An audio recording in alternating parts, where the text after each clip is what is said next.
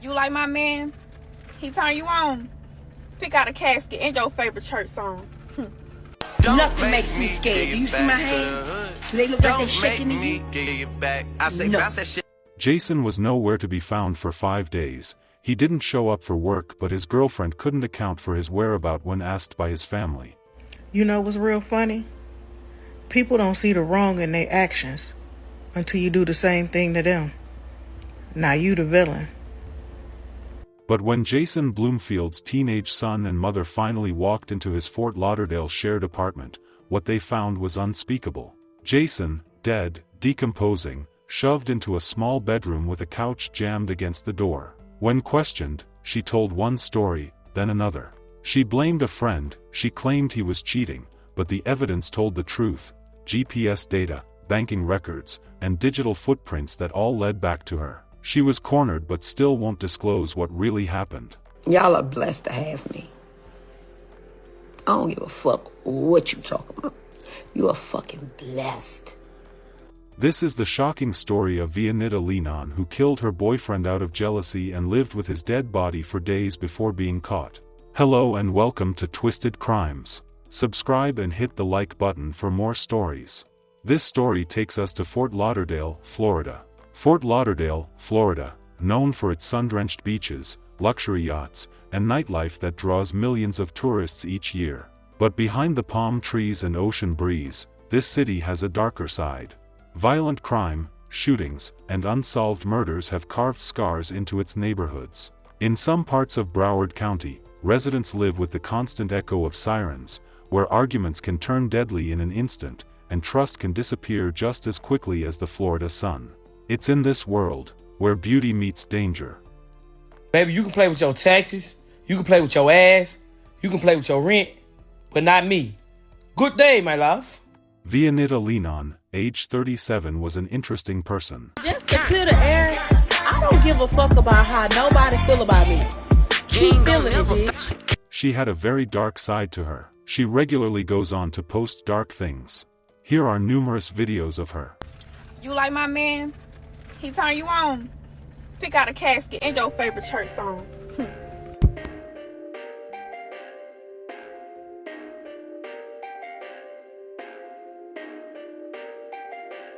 Perfect.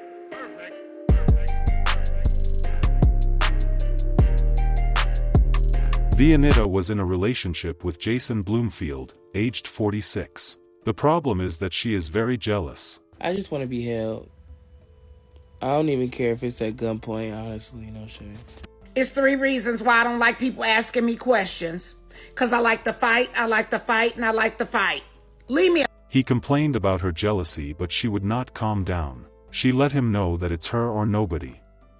Her jealousy was getting out of hand. Jason was so worried, so he let his friends and family know the situation of things with him and her in case anything happened to him in the nearest future. That would not stop her from harming Jason. At the end of the day, man, having a boyfriend ain't gonna work. She kept posting dark things on her social media account. Let me tell you something. Real women don't call themselves bad bitches, Barbies, or dimes. Because real men don't carry change, play with toys, or wife dogs. Message. Then finally she decided to do good. That was a welcome gesture. People close to her was really happy, but unfortunately, that did not last long. Jason stopped taking calls and did not show up to work, but his bank account was active. His mom was very worried and tried to get his girlfriend to tell them where he is, but she kept saying she didn't know. People were very skeptical about her, especially because she was a very jealous woman who had made statements in the past saying, Jason will never leave him alive. Jason's mom was crying every day while Vonida hid her sadistic secret from them. His mom was told to go search the house, and lo and behold, she was shocked when she went there. A back door, which had been removed from its hinges in the past, was moved by Jason's son and his grandmother, which allowed them to enter the home. Jason was found dead underneath a pile of clothes and blankets. He was shot multiple times. After a long search, 5 days later, Jason's body was finally discovered, in the decomposing stages, when Vonida arrived at the crime scene in Jason's silver BMW and started fake crying, with no tears. It was later discovered that Vonida shot Jason in the living room, dragged his body into a small bedroom, moved a couch to block the door, and used Clorox, rags, and a mop to clean up his blood. She had been sleeping next to him all this time before his son discovered him. Detectives reported Vonida's trail of lies included telling neighbors that her friend had fired the gunshots nearby, and telling relatives that she and her boyfriend had broken up because he was cheating on her with a problematic ex-girlfriend.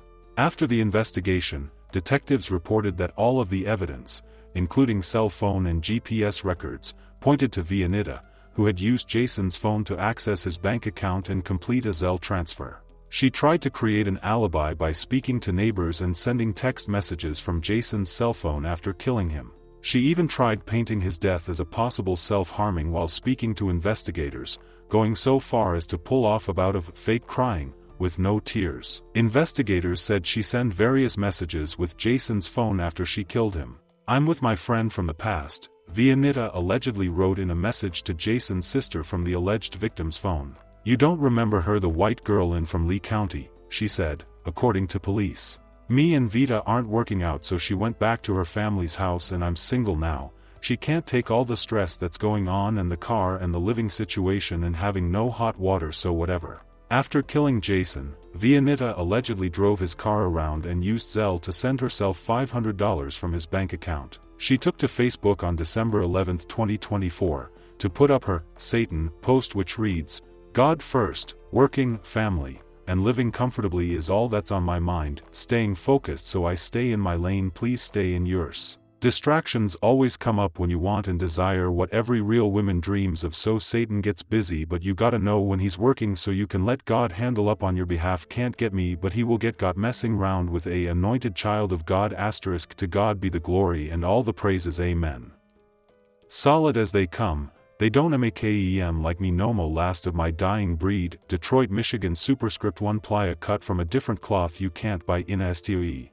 1, 313, minus 48,215 real niggas know me to the 305, 33,316 and 954-33311B still the same gutta as Eva, don't get this shit twisted, I am just humble now. Vonida's arraignment on charges of murder with a firearm and using the personal identification information of a deceased person for fraud was on May 28, according to court records. Vonida pleaded not guilty to the charges and was denied bond. She was subsequently found guilty of second-degree murder. What an evil person. She killed him and lived with him for days until his body was discovered. Our sincere condolences to the friends and families of Jason Bloomfield. May his soul continue to rest in peace.